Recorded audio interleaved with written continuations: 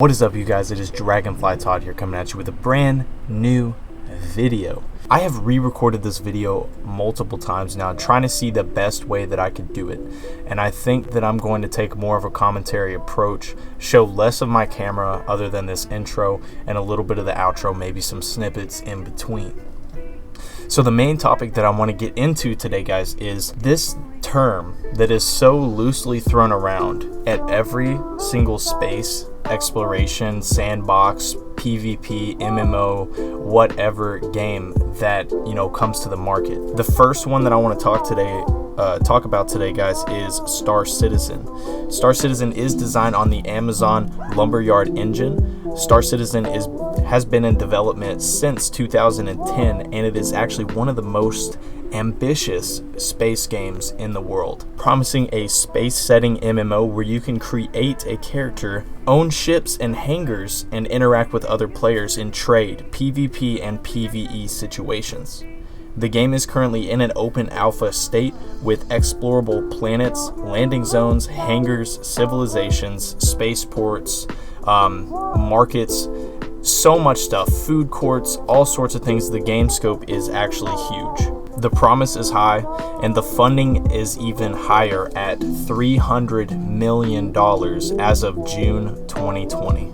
The game does look stunning, but if you don't have a supercomputer, you're not going to be able to run this game. Like, I have a really nice computer. I have an RTX 2060.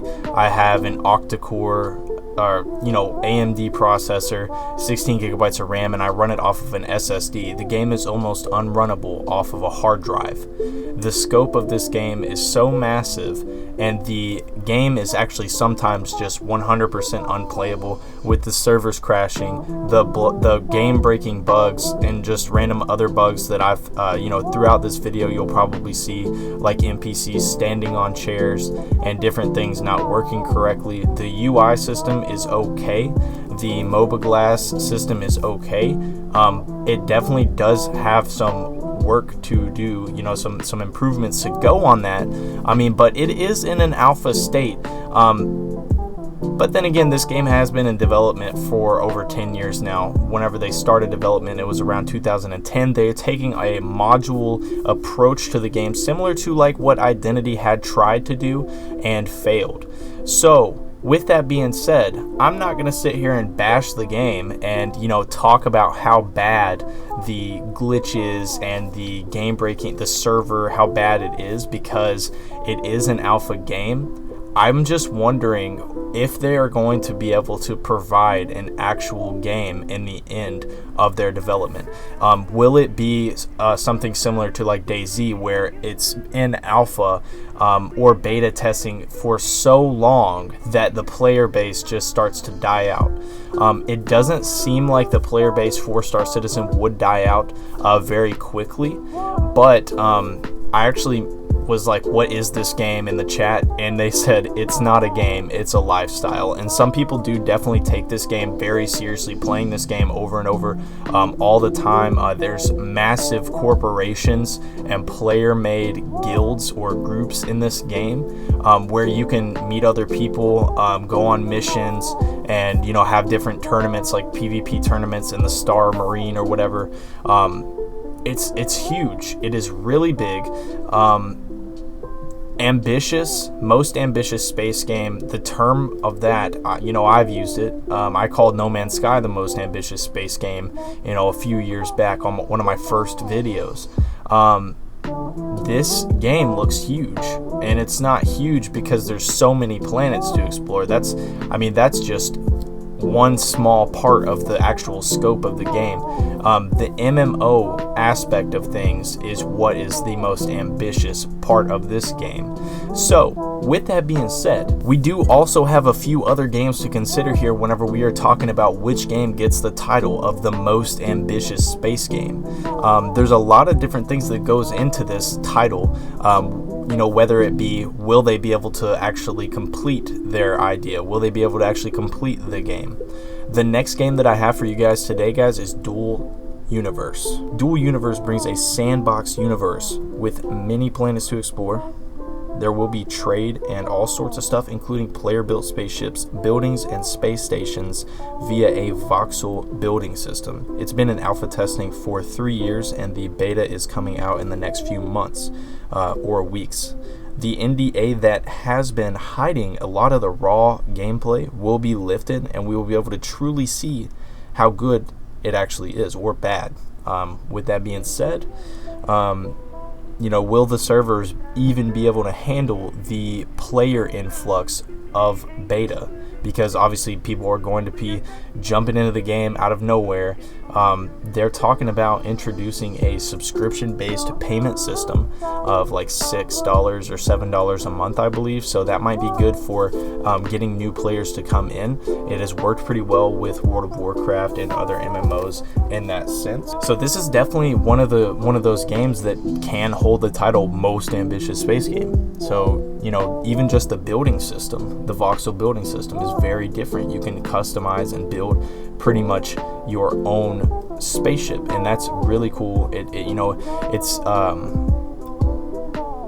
player customization in MMOs is very important, and especially in a game like No Man's Sky, where the ships are procedurally generated. Maybe you don't like that exact ship, maybe you like some aspects, but for Dual Universe you can actually completely customize your ship, and I think that's one of the coolest aspects of the game. The customization, the building aspect, it's like a Minecraft in space type deal, but it seems to be a lot bigger than what we actually know as of yet. The server system is supposed to be able to hold, I think, thousands to millions of players in a few instances.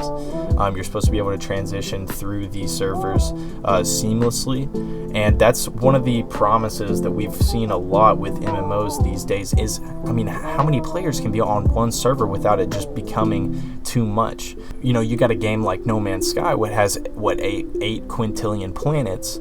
How many players are in No Man's Sky? And that game has been in development for a long time. Yes, it was an indie developer studio. They had all of the issues in the very beginning of the release of the game, but if you look at No Man's Sky now compared to what it came out as whenever I pre-ordered the game and I actually hopped on, and the only thing that there really was to do would be to shoot sentinels, and now there's like a full-blown story in the game.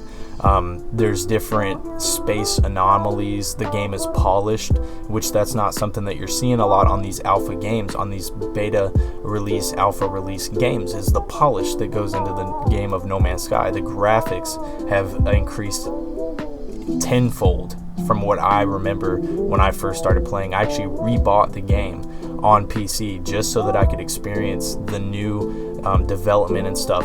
And I think that if the Star Citizen developers and the Dual Universe developers actually care about the game, then they will be able to provide a nice experience, a polished experience, and hopefully one day they will be able to, even if there is a rocky release, hopefully they'll be able to stick with it, make sure that they keep providing to the player base, and actually give like free downloadable content, just like No Man's Sky has. And ambition-wise, I feel like No Man's Sky might be one of the most ambitious space games out there, because they never stopped working on it.